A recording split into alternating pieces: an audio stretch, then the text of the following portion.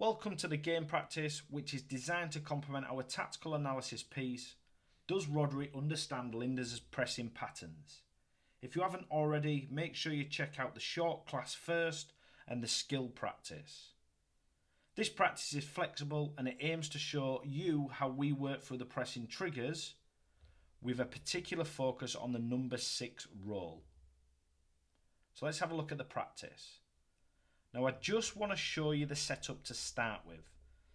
Now we will designate each player a specific role, and that's just to make sure that we get some shape within the practice and we can start to go after fine detail with our pressing.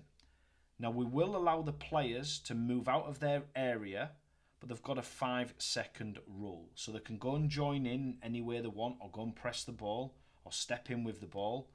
But we're asking them to only step out of their area for a maximum of 5 seconds.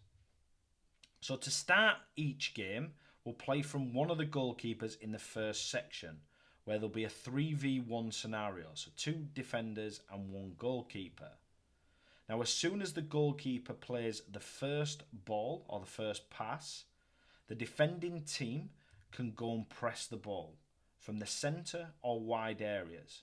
Now as a coach, you can work on a specific press for a certain amount of time if you want to, or you can keep it quite variable and mixed by allowing your team to press from the centre or wide. It's entirely up to you on what you're going after. So when the game starts, they'll play and then they'll pick and choose the right time to go. In this scenario, press from the centre. So the attacking midfielder, the number 8, is pressing the defender, which makes that now a 3v2. The instruction for the defensive midfielder is to jump as well, stay connected to the midfield. This leaves what we call the hardest pass. So the 5 trying to find the 10 in that zone now is one of the hardest passes in football. Now the detail that we'd give to the 8 is when they go and press, can they cut out the direct pass into their mark that they've left? Now if the team wins the ball, they transition and try to score. To keep a good flow to the practice, we start from the opposite goalkeeper. Again, if we're jumping from the centre and the team are really good at finding the attacking midfielder, which is the 8 in this example, then we can really go aggressive and ask the defender to step in. Now I would just get the defender to do what we call half and half. So they would just be on the front foot ready to go and press that, not going right up against them straight away. But just be mindful that it does leave the second centre back in a 1v1 duel. Keep the practice going and flowing. Now in this scenario, we're pressing from the outside. So the detail is from the 11 is to cut out the direct pass into the 7, trying to force the 6 inside for a link pass. Now if we force the link pass, another bit of detail that I want to talk about is when you're pressing from the inside here where you can see the 10, is try to get on the inside shoulder and keep the 4 playing wide. Now from here, if we force a link pass, we can jump press from the defensive line. So if we had a back 4 or a back 3, this would come from a fullback or an outside centre back. This gives the defensive line more time to arrive at the same time as the ball. If it was a direct pass into the 7, our defensive line are not getting there, and then we're in no man's land, and then they could spin it round the corner and would be man for man. So the link pass allows us to go and get the press on. If the defender does jump press, this is where the 6 has to connect to the defensive line. So it drops in and protects that central space.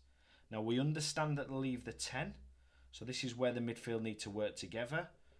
And around and away from the ball, they must close back and close in to fill critical areas. Worst case scenario, the 7 finds the 10, but at least we've still got the 6 below the ball. Whereas if the 6 was high and they found the 9, we're man for man on defensive line.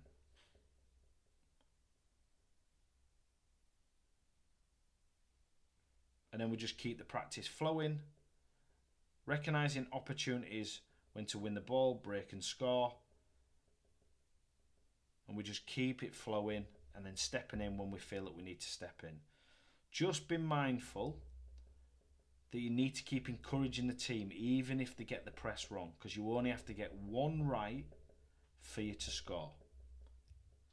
Now, if they play the link pass and the midfield is closest to the ball, you can ask them to change the mark and press the link pass, which means you can maintain the +1 on defensive line.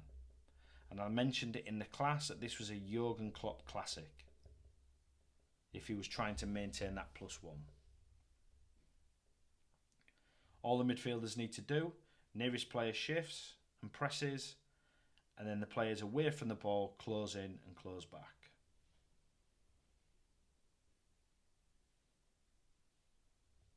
Hopefully this practice gives you a good idea of how you can work high pressing scenarios, but also giving your defensive midfielder number 6 plenty of detail. Just remember, like we mentioned in the class, if we're pressing from the outside, can the defensive midfielder connect to the defensive line? If we're pressing from the inside, make sure they stay connected to your midfield. Thank you for watching. If you have any questions at all, please get them across to us and we'll get back to you as soon as possible. Thank you again.